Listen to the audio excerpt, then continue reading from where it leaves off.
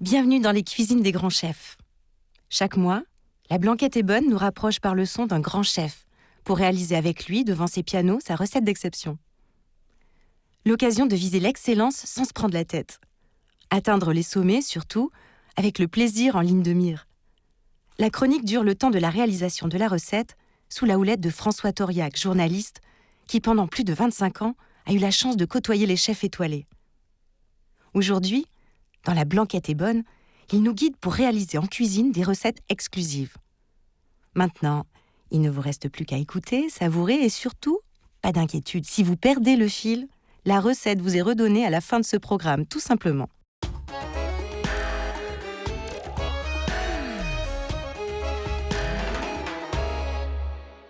Quand on s'appelle Bizet, on se doit d'être doué pour la musique. Ça tombe bien, David, de son prénom, est un virtuose de la gastronomie, un ténor des chefs étoilés. Ça fait plus de 20 ans qu'il est au piano, qu'il compose les plus belles partitions de l'art culinaire français. Après avoir fait les beaux jours du Four Seasons à Paris, décroché ses étoiles au 5, le gastro du Palace parisien, il dirige aujourd'hui les cuisines d'un des fleurons de la gastronomie nationale, le restaurant multi-étoilé Le Taïwan. L'Élysée de la gastronomie, le Taj Mahal des papilles. Autant dire que question musique, il en connaît un morceau. Arrivé il y a 1 an à la tête de l'institution, née en 1946, il fait souffler désormais la mélodie tiède du renouveau dans le respect de la tradition.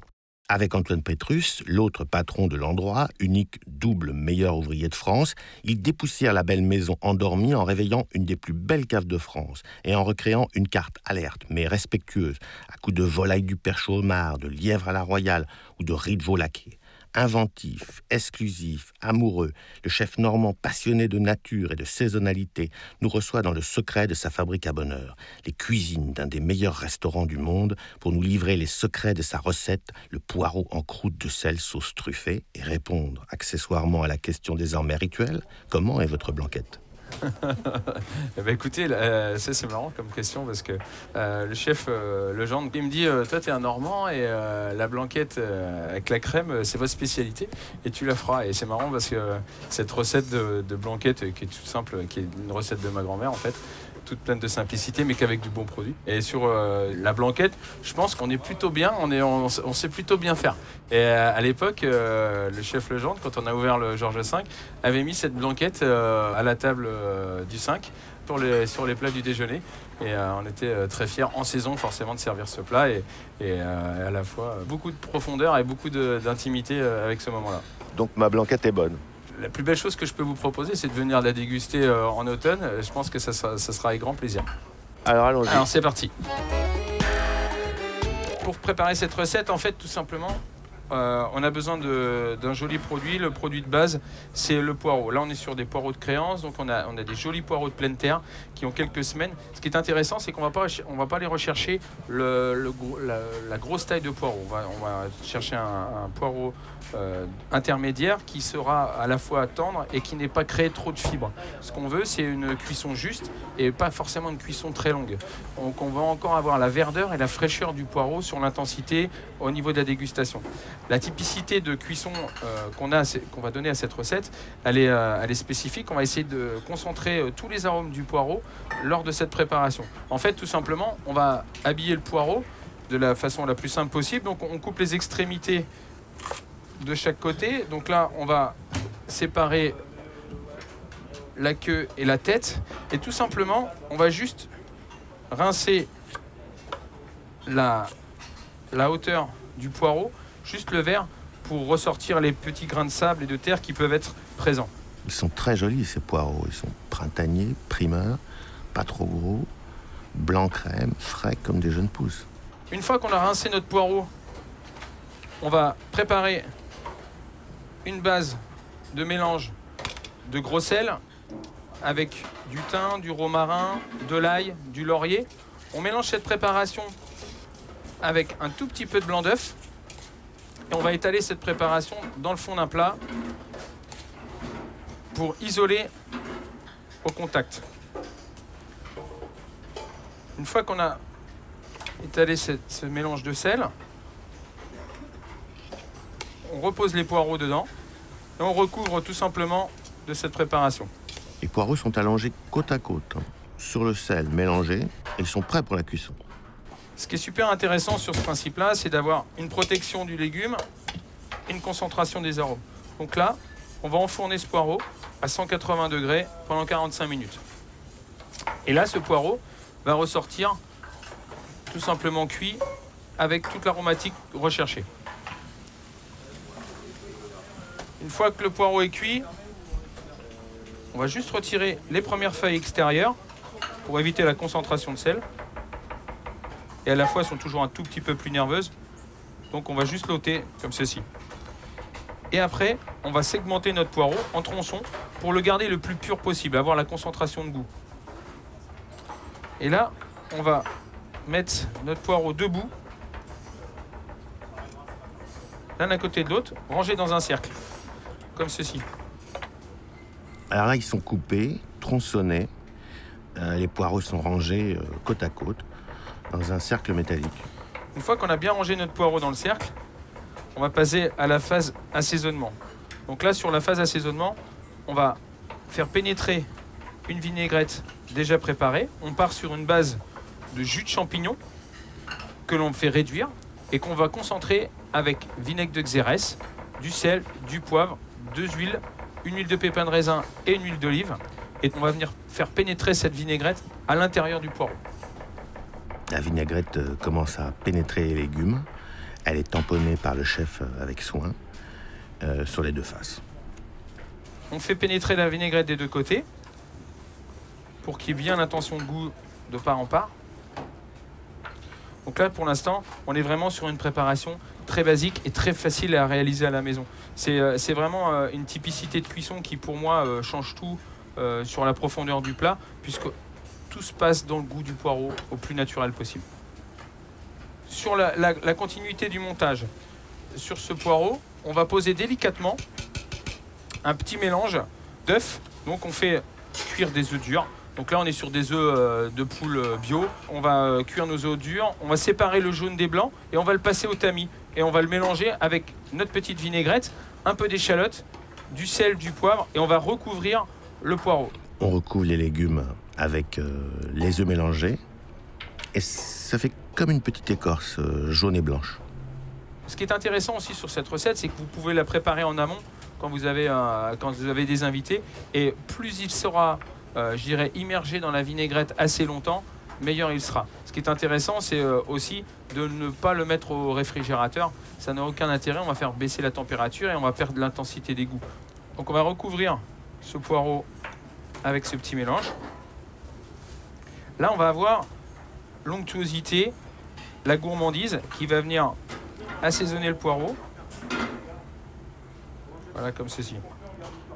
Après, sur le mélange, on va pouvoir y déposer les herbes du jardin, celles que vous avez envie, celles du moment. Ça peut être très libre aussi. Ce qu'il faut, c'est avoir aussi une recette un peu personnelle. Moi, j'aime bien, sur ce côté poireau, de revenir encore un petit peu sur l'assaisonnement, un peu d'oignons. Là, on va prendre des petits oignons rouges, des champignons blancs.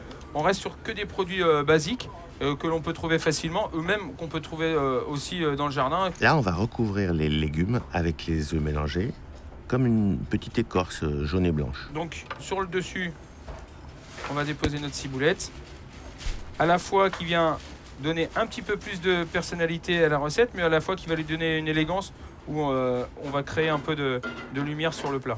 On coupe au ciseau quelques brins de ciboulette, des mini-pousses, jeunes herbes aussi, qu'on dépose soigneusement sur la préparation. Toi, ta petite pince... Pourquoi on rappelle le champignon de Paris cru dessus? Parce que tout simplement, dans la vinaigrette, on est parti sur une base de jus de champignons. Donc on va prendre les petits champignons, les plus belles tranches, on va s'en servir pour tout le côté esthétique. Et afin de rien jeter, on va tout simplement prendre les pieds et tout ce qui est intérieur un peu plus marron. On va le faire suer, on va le déglacer tout simplement à l'eau d'une manière la plus pure possible. Et on va faire réduire cette concentration de jus pour servir de base de vinaigrette. Ce qui va donner l'intensité et donner un petit peu plus de personnalité aussi à la vinaigrette. Les oignons rouges, on les a passés dans juste un petit vinaigre blanc avec une eau tempérée qui va faire ressortir la fibre de l'oignon et faire ressortir cette couleur légèrement rosée rouge qui va aussi créer de la vivacité à l'œil sur le plat. Quand je vous parlais d'herbes de jardin, en ce moment, il est très facile de faire pousser ces petites herbes aromatiques. Moi-même, à Paris, sur mon balcon, j'ai tout un registre, je dirais, assez large de ces herbes. Là, on a choisi des herbes avec un peu plus de personnalité, un petit peu pointues. Là, on est sur de la cressonnette. Donc, la cressonnette, c'est la base de la pousse du cresson. On est sur des pousses assez poivrées. Pareil sur la feuille de capucine, où là, on est pareil sur des petites pousses un petit peu poivrées. C'est un plat qui a besoin d'un petit peu de corps sur l'assaisonnement et qui a besoin d'un réveil végétal. Et ce qu'on va reproduire en mettant ces petites pousses, c'est tout simplement avoir un assaisonnement plus naturel en liaison avec le poireau. Mais là, on est sur des fibres crues qui vont vous donner un petit peu la verdeur et le côté excitant au plat. Vous taillez ces petites herbes comme chez le coiffeur.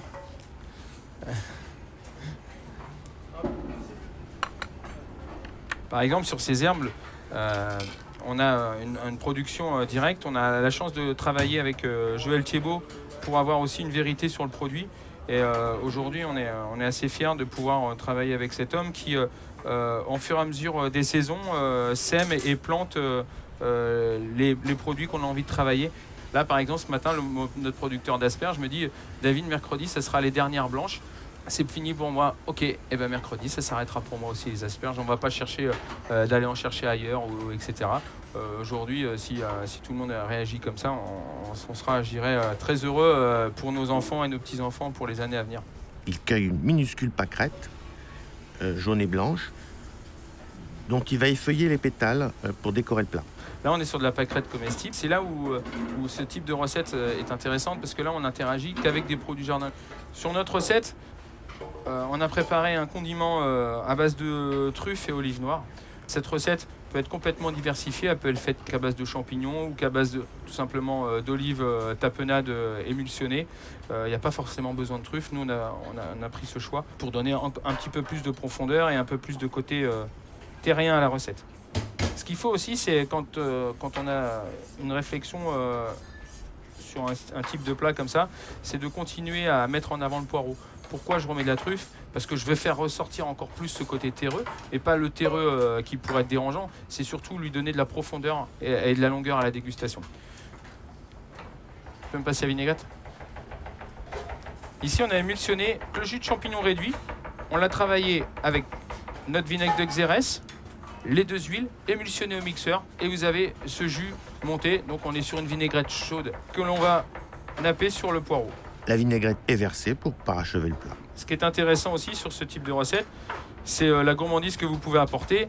Là, sur je dirais le côté végétal, le côté bien-être, c'est une recette très facile et bien équilibrée. Et pour les gourmands, vous pouvez insister un peu plus lourdement sur la vinaigrette, l'assaisonnement est ce qui va vous donner le côté d'aller chercher un bon pain croustillant qui va faire continuer aussi ce plat et puis de donner tout simplement plus de profondeur. On boit quoi là-dessus ? Plutôt un vin blanc en général, car pour compenser la force de la vinaigrette, on recherchera un vin sec, fruité et rond. Un muscadet, un reuilly, un vin de Savoie, un quincy. La mise en valeur de chaque plat, de chaque accord mets et vin est très profond. Et ce qu'on veut tout simplement, c'est provoquer du plaisir. C'est vraiment ça notre intention et c'est vraiment la suite de cette assiette. Et voilà, ça n'est pas compliqué finalement. Et le plat est magnifique, il est surtout délicieux. C'est beau parce que c'est bon et c'est encore meilleur parce que c'est simple. C'est le secret de la réussite de David Bizet, grand chef au Taïwan. Des produits basiques et une préparation qui exhale les saveurs naturelles. Donc ça marche de couvert avec une asperge blanche, un poireau, à suivre un cabillaud et un pigeon rôti. Oui.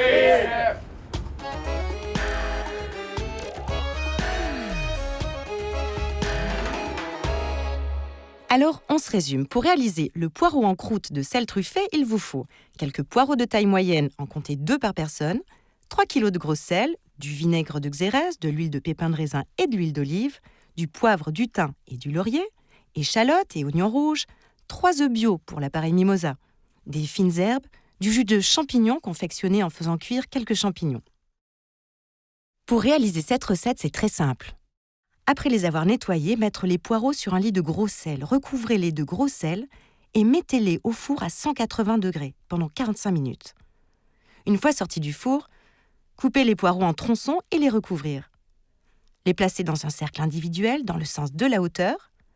Les arroser de vinaigrette réalisée avec le vinaigre de Xérès, le sel, le poivre, les 2 huiles et émulsionner au mixeur avec le jus de champignon. Saler, poivrer. Faire cuire les œufs pour qu'ils soient durs, environ 10 minutes. Séparer le jaune des blancs.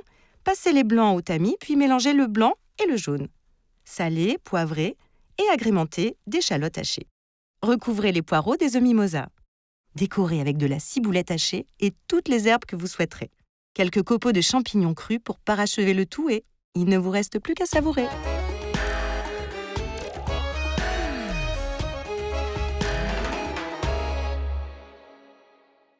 La Blanquette est bonne, une série de podcasts Podcasters Media, enregistrée chez Studio Line. Nous espérons que vous avez passé un bon moment. Si c'est le cas, surtout n'hésitez pas à le faire savoir à vos proches, copains, collègues, voisins, amis, parents. Bref, à tous ceux que vous aimez ou estimez. Vous pouvez aussi le dire sur Insta ou Facebook et nous mettre 5 étoiles sur l'application Apple Podcast. Les étoiles nous donnent des ailes. Enfin, écoutez-nous, réécoutez-nous et donnez-nous de vos nouvelles sur notre site www.podcastersmedia.com. Onglet Contact. À très vite.